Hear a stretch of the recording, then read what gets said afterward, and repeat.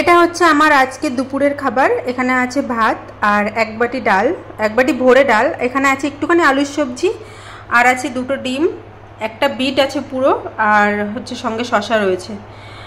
আর এটা হচ্ছে কি আমার এখন দুপুরের লাঞ্চ, আর আমি এখন এটাই খাবো। তো অল্প কটা ভাতেও পেট ভরে, সেটা কিভাবে যে সঙ্গে এত কিছু রয়েছে, এইগুলো খেতে খেতে কিন্তু হাফের বেশি পেট ভরে যাবে। আর এই বিটটা আমার বর আমাকে আজকে মানে জোর করে দিয়ে দিয়েছে, কালকেও একটা দিয়েছিল। এটা আমার খেতে একদমই অপছন্দ, ভীষণ খারাপ লাগে খেতে। তো কি করব বলো, মানে রোজ একটা করে বিট আমাকে এখন খেতে হচ্ছে। আর দুপুরের লাঞ্চ আমার এটা।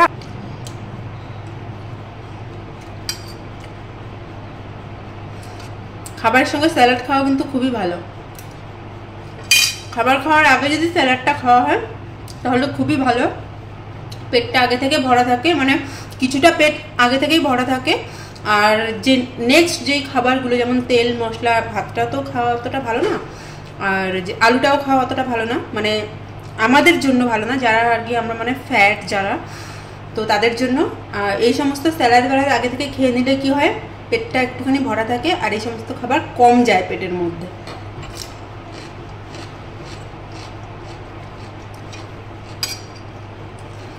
তোমাদের আজকে কার কার লাঞ্চে কি কি আছে আমাকে কিন্তু কমেন্ট করে অবশ্যই জানিও।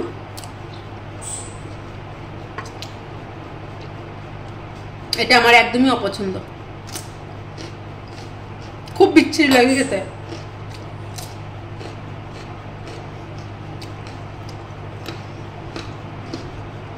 মনে হচ্ছে আমি পাপড়ি চাট খাচ্ছি, মানে এটা মনে করে আমি গাজরটাকে খাচ্ছি আর কি।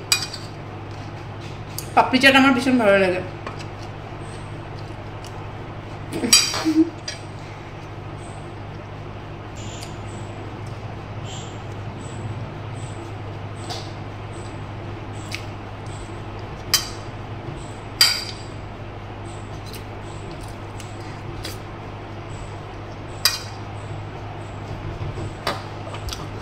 সকালে খেয়েছি গরম জলে চিয়া সিডস ভিজিয়ে আর লেবু আর মধু দিয়ে।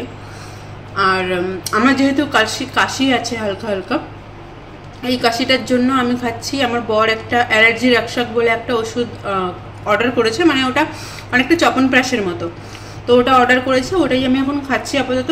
তোমরা যদি কেউ জেনে থাকো যে বুকে আমার মানে প্রচণ্ড পরিমাণে কফ জমা রয়েছে অলরেডি, তো এই কফটা কি করে আমি পুরো মানে গোড়া থেকে নির্মূল করবো, যদি কেউ জানো আমাকে একটু কমেন্টে অবশ্যই জানিও, আমার জন্য খুব হেল্পফুল হবে।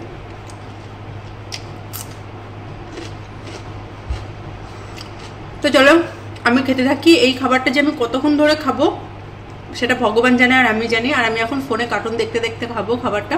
তো এখন মতো আমি এখানে টাটা করছি, পাবে এখন আর বেশি ভিডিও করতে পারছি না। বাই, পরে আবার নেক্সট টাইম দেখা হবে।